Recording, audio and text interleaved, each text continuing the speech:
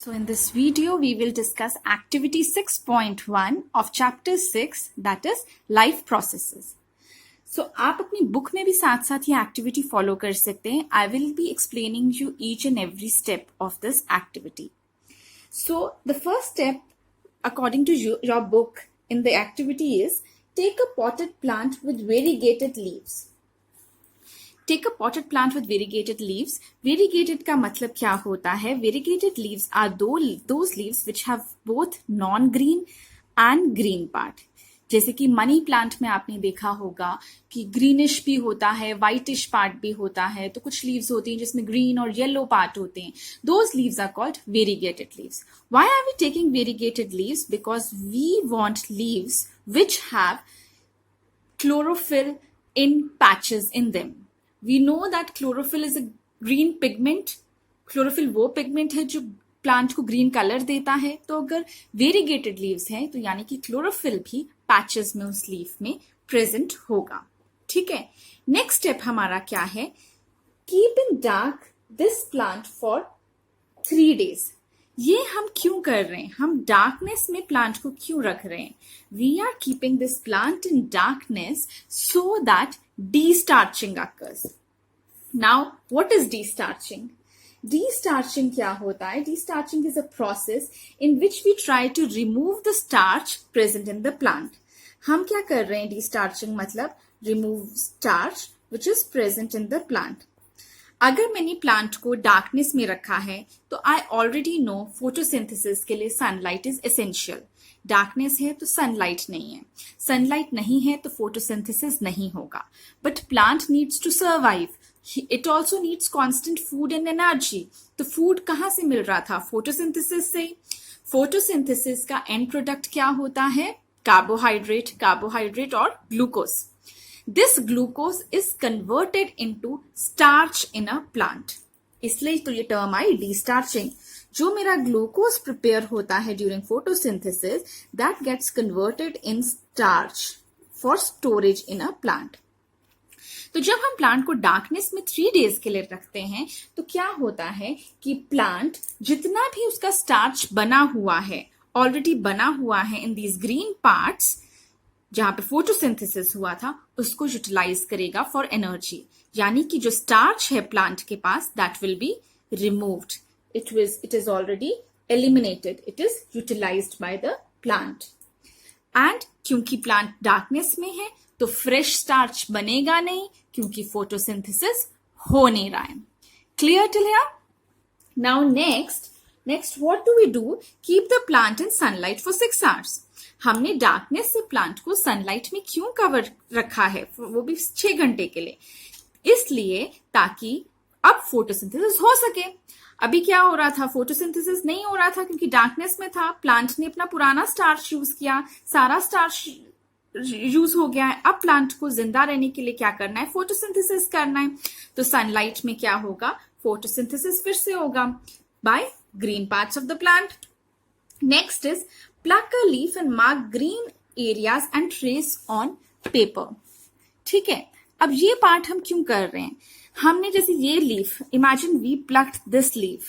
ठीक है. I plucked this leaf. ठीक है. अब ये जो लीफ है इसको मैंने प्लक किया और इसको ट्रेस करूंगी एक पेपर पे कि उसके ग्रीन पार्ट कहाँ है और नॉन ग्रीन पार्ट कहाँ है. Why I am doing this? Because ultimately my leaf is going to lose its color. तो ताकि मैं ये ट्रैक रखूं कि ग्रीन पार्ट कहाँ था लीफ का और नॉन ग्रीन पार्ट कहाँ था, मैं इस लीफ को ट्रेस करूंगी ऑन पेपर. ठीक है. Now my next step is we keep this leaf in boiling water. जो मैंने लीफ प्लक की थी, याद है लास्ट स्टेप में what I have done? I have plucked the leaf. उसको ट्रेस कर लिया है. अब इस लीफ को लिया और इसको मैंने वाटर में डाला है. ये फ्लेम मैंने शो किया है, नीचे आ रहा है. And this water is boiling water में मैंने इस लीफ को डाल दिया. Why I am doing this step is that because I want to kill my leaf cells. Why I want to kill my leaf cells? So that अब कोई photosynthesis ना हो. सेल मर ही जाएगा तो फोटोसिंथेसिस कहाँ होगा? ठीक है. Plant cell is dead. So if it is green or non-green, it doesn't matter. Photosynthesis तो होगा ही नहीं. So by keeping the leaf in boiling water, I have killed the leaf cells. So now no chemical reaction, that is photosynthesis, will be taking place. Now next step is we keep this leaf in alcohol. हमने इस leaf को alcohol में रखा है. एक beaker लिया, उसमें alcohol लिया और उस लीफ को उसमें डाला. इस बीकर को हमने एक वाटर बाथ में डाला है and we are heating this. Our main intention is to bring the alcohol to its boiling point. Now यहाँ पे आपको दो चीजें समझने वाली हैं. Why we have used alcohol and why we have not directly kept this beaker on the flame. So we have used alcohol because alcohol is a solvent in which it is an organic solvent in which chlorophyll will easily dissolve. Alcohol क्या है? एक ऐसा solvent है जिसमें chlorophyll आसानी से dissolve हो जाता है. ठीक है. और हम क्या चाहते हैं कि हम जो ग्रीन पार्ट है उससे जो क्लोरोफिल है वो हमारे इस अल्कोहल में आ जाए. लीफ में क्लोरोफिल ना रहे, हमें नहीं चाहिए अभी क्लोरोफिल, इसलिए हमने अल्कोहल लिया. और अल्कोहल को डायरेक्टली फ्लेम पे इसलिए नहीं रखा क्योंकि अल्कोहल इनफ्लेमेबल होता है, बहुत जल्दी आग पकड़ता है.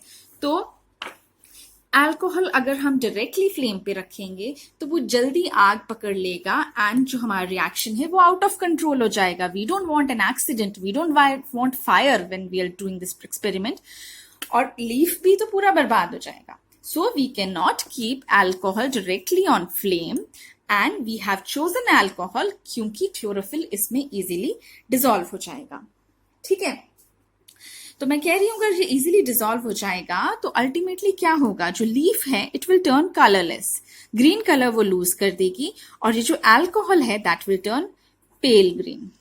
It will not turn dark green, it will turn pale green क्योंकि हमने वेरीगेटेड लीफ लिया था, यानी कि उसमें क्लोरोफिल पैचेस में ही प्रेजेंट है. तो थोड़ा ही ग्रीन पार्ट तो होगा जो अल्कोहल में आके डिसॉल्व करेगा. So this alcohol will turn pale green in colour, leaf will turn colourless.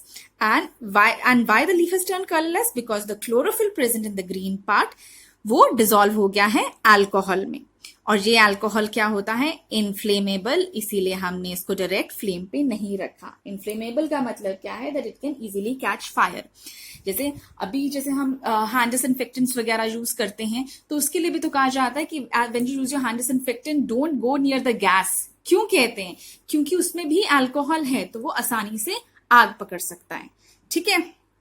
तो ये चीज आप याद रखो कि अल्कोहल इनफ्लेमेबल होता है और क्लोरोफिल अल्कोहल में डिसॉल्व कर जाती है.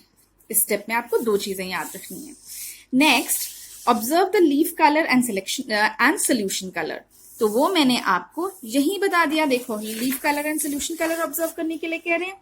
मैंने इसी डायग्राम में आपको शो कर दिया था कि जो लीफ कलर है वो कलरलेस हो जाती है लीफ, और मतलब अगर व्हाइट कलर का उसका बेस कलर है तो व्हाइट हो जाएगी, और जो सोल्यूशन है वो कैसा हो जाएगा? पेल ग्रीन कलर. अब हम इसे सोल्यूशन क्यों कह रहे हैं? क्योंकि वो जो सॉल्वेंट था अल्कोहल उसमें क्लोरोफिल डिसॉल्व कर गया है, एक सोल्यूट उसमें डिसॉल्व किया है. So this has become a solution. ठीक है. Now what we do, we dip this leaf in iodine. Why I am dipping this leaf in iodine? Because मुझे starch टेस्ट करना है. ठीक है. और जो आयोडीन होता है उसकी एक प्रॉपर्टी होती है, जो आयोडीन सोल्यूशन होता है, when it will react with starch, it will give a blue black colored complex. तो मैंने लीफ को डिप किया पहले आयोडीन में, उसको बाहर निकाला और रिंस किया. क्यों बाहर निकाला और रिंस किया? ताकि जो एक्सेस आयोडीन है वो वॉश हो जाए. एक्सेस आयोडीन वॉश हो जाए. ठीक है. इसलिए मैंने उसे रिंस किया.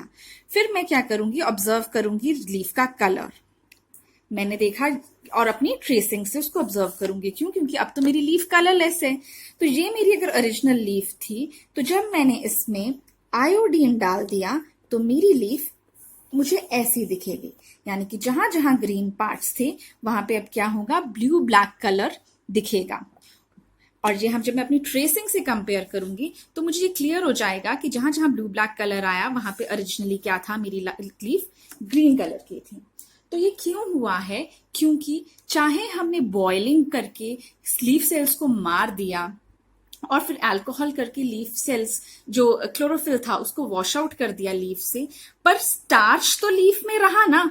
हमने तो जब अल्कोहल में उसमें उसको डिप किया था बॉइलिंग अल्कोहल में, तो उससे क्या हुआ था, क्लोरोफिल निकला था, बट लीफ में स्टार्च तो बनाया है ना। ये जो स्टेप था, जब 6 घंटे उसको सनलाइट में रखा तो उसने फोटोसिंथेसिस किया। फोटोसिंथेसिस से क्या बना होगा, ग्लूकोज। ग्लूकोज से क्या आगे स्टोर किया प्लांट ने, स्टार्च। तो ये स्टार्च तो इंटैक्ट रहा ना सारे स्टेप्स में, स्टार्च को तो हमने कुछ नहीं किया। तो अब जो हमारा यहाँ पे जब हमारे जो लीफ था उसको जब आयोडीन में डिप किया, जो हर कलरलेस लीफ था जिसने कलर लूज कर लिया है, वो जब लीफ हमने आयोडीन में डिप किया तो उस लीफ में स्टार्च तो प्रेजेंट है। उस स्टार्च से आयोडीन रिएक्ट करता है एंड फॉर्म करेगा blue black coloured complex. Clear? And अगर आपको जानना है तो आयोडीन अगर लेस कॉन्सेंट्रेटेड होता है तो इसका कलर होगा, it will be light pink, and if it is heavily concentrated iodine solution तो ये होता है मेरा रेड वाइन कलर का। जैसे कि जो वाइन का कलर होता है ना, वैसा होता है, वाइन रेड कहते हैं इसको। तो ये कलर होता है ओरिजिनली आयोडीन का, light pink to wine red. But जब वो स्टार्च के साथ रिएक्ट करता है तो क्या बनता है, ब्लू ब्लैक कलर्ड कॉम्प्लेक्स। और स्टार्च कहाँ मिलती है, in that parts of the plant which have perform photosynthesis. And which parts of the plant will perform photosynthesis, the green parts. So this experiment clearly proves that chlorophyll is essential for photosynthesis. I hope this activity is clear. If you have any doubt, you can ask me.